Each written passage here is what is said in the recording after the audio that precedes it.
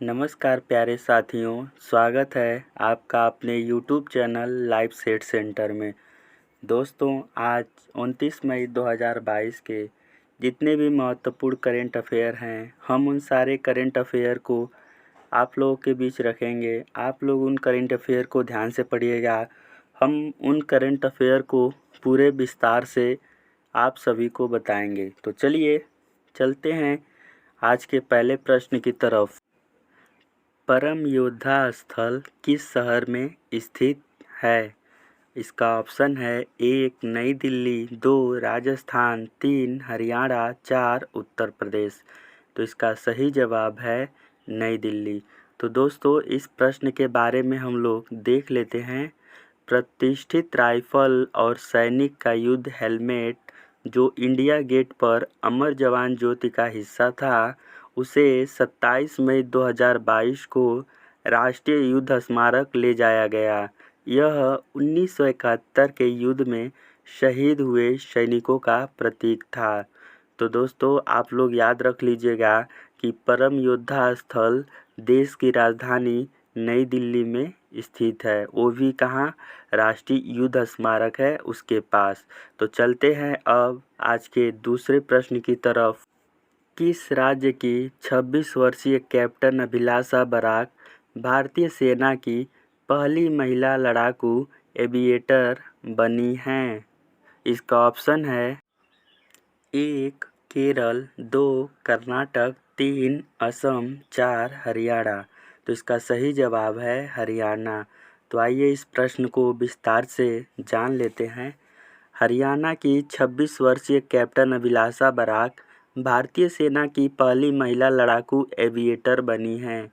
उन्होंने सफलतापूर्वक अपना कॉम्बैट आर्मी एविएशन कोर्स पूरा किया, जो एक हेलीकॉप्टर पायलट के रूप में आर्मी एविएशन कॉर्प्स में शामिल होने के लिए 6 महीने का कोर्स था। तो दोस्तों, याद कर लीजिएगा, कैप्टन अभिलाषा बराक भारत के हरियाणा राज्य की महिला हैं। तो अब अगले प्रश्न की तरफ देखते हैं। अगला प्रश्न क्या पूछ रहा है? किस मंत्रालय ने हाल ही में स्वच्छ सर्वेक्षण 2023 लॉन्च किया है? ऑप्शन है 1 शिक्षा मंत्रालय, 2 खेल मंत्रालय, 3 शहरी आवास मंत्रालय, 4 गृह मंत्रालय। तो इसका सही जवाब है शहरी आवास मंत्रालय। तो इस प्रश्न के बारे में हम लोग देख लेते हैं।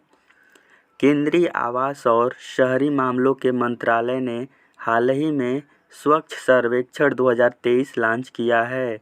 इस स्वच्छ सर्वेक्षण 2023 की थीम कचरा मुक्त शहरों के लिए अपशिष्ट से धन है। स्वच्छ सर्वेक्षण विश्व का सबसे बड़ा शहरी स्वच्छ सर्वेक्षण है। तो याद कर लीजिएगा, शहरी आवास मंत्रालय ने स्वच्छ सर्वेक्षण 2023 को लॉन्च किया है। यह विश्व का सबसे बड़ा स्वच्छ सर्वेक्षण है। अब अगला प्रश्न है, एक अत्याधुनिक सुपर कंप्यूटर परम पोरुल का किस शहर के एनआईटी में उद्घाटन किया है? तो ऑप्शन है तिरुचिरापल्ली, कर्नाटक, केरल, बेंगलोर।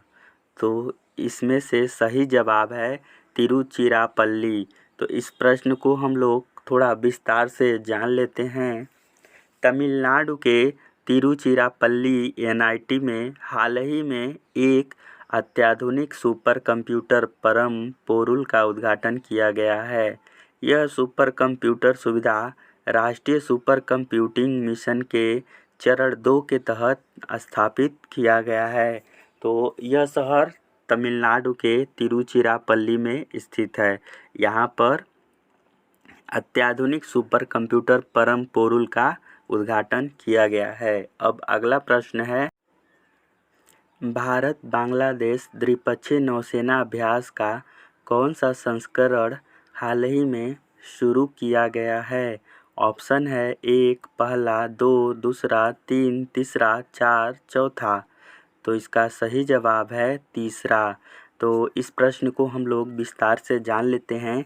भारत बांग्लादेश द्विपक्षीय नौसेना अभ्यास बोंगो सागर का तीसरा संस्करण हाल ही में शुरू किया गया है। इस नौसैनिक अभ्यास का बंदरगाह चरण आयोजित किया गया है।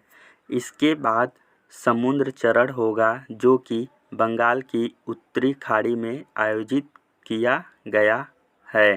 तो दोस्तों, भारत और बांग्लादेश के द्विपक्षीय नौसेना अभ्यास का तीसरा संस्करण है। कौन सा? तीसरा।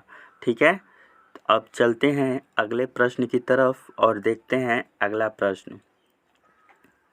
किस संस्थान के निदेशक ए गोपाल कृष्णन ने वैश्विक औद्योगिक अनुसंधान पुरस्कार 2020 जीता है? तो दोस्तों, इस ऑप्शन का विकल्प हम इसलिए नहीं दिए हैं क्योंकि जगह कम था। तो इसका सही जवाब है ICAR, केंद्रीय समुद्री मत्स्य अनुसंधान संस्थान। तो इस प्रश्न को हम लोग देख लेते हैं। ICAR, केंद्रीय समुद्री मत्स्य अनुसंधान संस्थान के निदेशक ए गोपाल कृष्णन ने वैश्विक औद्योगिक अनुसंधान पुरस्कार 2020 जीता है। इस पुरस्कार के विजेता को 1.51 लाख रुपए का नगद पुरस्कार और प्रशस्ति पत्र दिया जाता है। तो अब चलते हैं अगले प्रश्न की तरफ और देखते हैं आज का अगला प्रश्न क्या है। किसने हाल ही में इंडियन कमोडिटी एक्सचेंज लिमिटेड की अस्थायी मान्यता को रद्द कर दी है? ऑप्शन है 1 सहारा, 2 सेबी, 3 HDFC, 4 LIC। तो इसका सही जवाब है सेबी। तो इस प्रश्न को हम लोग विस्तार से जान लेते हैं। बाजार नियामक सेबी ने हाल ही में इंडियन कमोडिटी एक्सचेंज लिमिटेड को अस्थायी मान्यता को रद्द कर दी है। सेबी द्वारा निवल मूल्य और बुनियादी ढांचों के मानदंडों सहित कई आधारों पर गैर अनुपालन घोषित करने के बाद अस्थायी मान्यता को रद्द कर दी गई है। तो इसका सही जवाब था सेबी। तो याद कर लीजिएगा, इंडियन कमोडिटी एक्सचेंज लिमिटेड को सेबी ने अस्थायी रूप से मान्यता रद्द कर दी है। तो अब अगला प्रश्न है, भारत के किस राज्य में ओलंपिक मूल्य शिक्षा कार्यक्रम शुरू किया गया है? ऑप्शन 1 बिहार, 2 बंगाल, 3 ओडिशा, 4 झारखंड। तो इसका सही जवाब है ओडिशा। तो आइए इस प्रश्न को हम लोग विस्तार से जान लेते हैं। ओडिशा के मुख्यमंत्री नवीन पटनायक ने हाल ही में अभिनव बिंद्रा फाउंडेशन ट्रस्ट के सहयोग से ओलंपिक मूल्य शिक्षा कार्यक्रम शुरू किया है। OBP संसाधनों का एक व्यवहारिक सेट है जिसका उद्देश्य युवाओं को उत्कृष्टता, सम्मान और दोस्ती के ओलंपिक मूल्यों से परिचित कराना है। तो दोस्तों, आपसे अगले प्रश्न से पहले एक रिक्वेस्ट है, अगर आप लोगों को हमारा वीडियो पसंद आए तो आप लोग हमारे वीडियो को ज़रूर लाइक कीजिएगा और हमारे चैनल लाइफ सेट सेंटर को ज़रूर सब्सक्राइब करिएगा।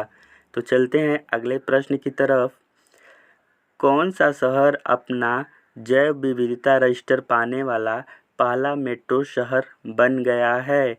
इसका ऑप्शन है 1 लखनऊ, 2 दिल्ली, 3 कानपुर, 4 कोलकाता। तो इसका सही जवाब है कोलकाता। तो इस प्रश्न को हम लोग विस्तार से देख लेते हैं।